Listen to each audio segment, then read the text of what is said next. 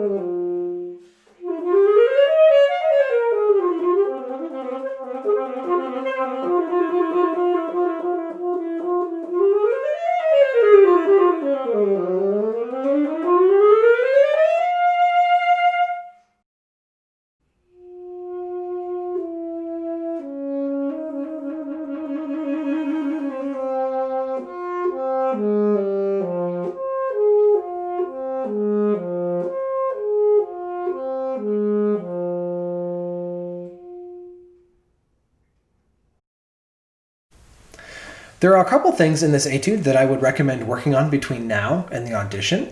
The first of which is working on playing expressively. That term is underneath the very first measure, and it's coupled with the fact that it's marked as andante as well as piano. And I think this is a great chance for you to showcase your overall saxophone sound and maybe even employ some vibrato. Remember that vibrato is a very slight jaw motion up and down, and we use it to color notes that we would just otherwise play as straight tones. And you can pick and choose which notes you want to do this on. We typically do it on longer notes like a dotted quarter note or a dotted half note because we're in 6/8. And so you can try to employ this throughout your practicing.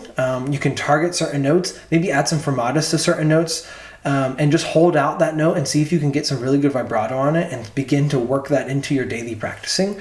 Vibrato is a great way to color our sound and showcase some of that expressiveness.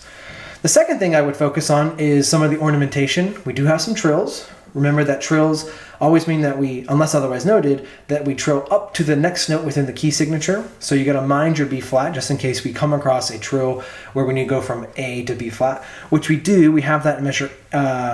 We have that in measure 18, the A natural there on beat 4 of this 6/8 measure. We're going to trill that with our side B flat key. So make sure that you're abiding by some of those trill fingerings. In measure 19, you're trilling on a B flat to a C natural, and there I would recommend using the bis B flat, and then you're going to use your side C key to trill from B flat to C. It's not the most in tune note, but since you're doing it really quickly, that's where I would use bis B flat, moving to a high C. You can also use side B flat and trill like that, if that's something that's a little bit easier or more conducive for you. Really, it's depending on the tuning of your saxophone and what's more comfortable for you. And then of course the third thing is those 30-second notes. They tend to visually look a little startling to us. And so it's really important that you take this really slow, that you subdivide using a metronome. We are in 6/8, so the 8th note is going to be the primary rhythmic pulse. So subdividing these and taking them really slow, making sure that we're always playing all the right notes and all the right rhythms and the right articulations along with this passage. Leggero means to play light, so it's not meant to feel super heavy, which is really easy to do when we go about playing these 30-second notes because they can kind of cause a little bit of tension. They might be a little bit tricky from a technical standpoint. So my number one piece of advice from measure 22 all the way down to measure 30 is to just relax. Take it slow, take it steady. You have a lot of time between now and the audition. So hope these tips are helpful, and if you have any other questions, you can of course reach me by email. It's bstill@uncc.edu.